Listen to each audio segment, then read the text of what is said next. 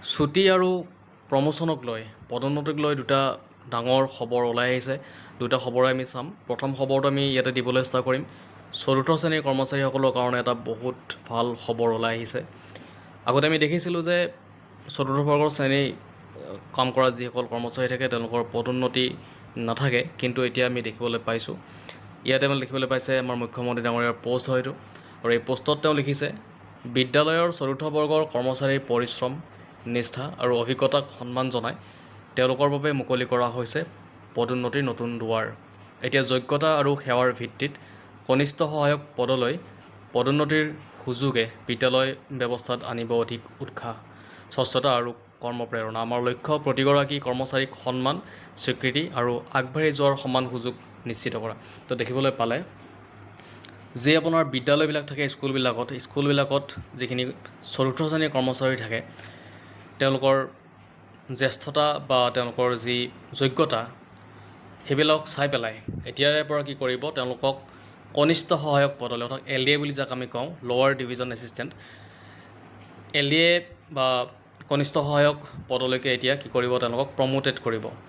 আৰু এইটো এটা বহুতেই ভাল খবৰ বিদ্যালয়ত যিসকল চতুৰ্থ বৰ্গত কাম কৰি থকা কৰ্মচাৰীসকলৰ কাৰণে।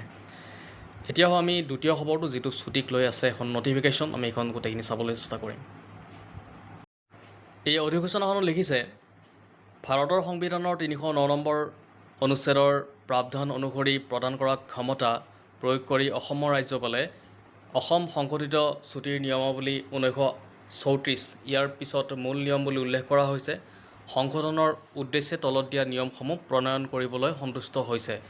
অৰ্থাৎ আপোনালোকে ইয়াতে তলৰ ফালে যদি চাই, ইয়াতে কৈছে যে এই নিয়মসমূহক অসম ছুটি সংশোধন নিয়ম 2026 বুলি কোৱা হ'ব, আৰু নম্বৰ 2 দিছে এই নিয়মসমূহ চৰকাৰী গেজেটত প্ৰকাশ পোৱাৰ তাৰিখৰ পৰা কাৰ্যকৰী কৰা হ'ব।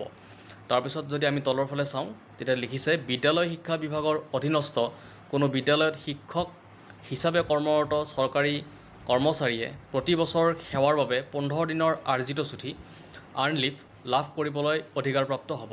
তো দেখিবলৈ পালে 15 দিনৰ প্ৰত্যেকটো বছৰত 15 দিনৰ তেওঁলোকে আৰ্ণ লিভ লাভ কৰিব।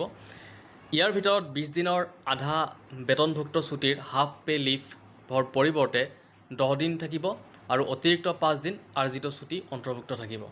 তো দেখিবলৈ পালে এনেকৈ এখন নটিফিকেশ্যন আহিছিলে যিখন আপোনাৰ ছুটিক লৈ পেলাই।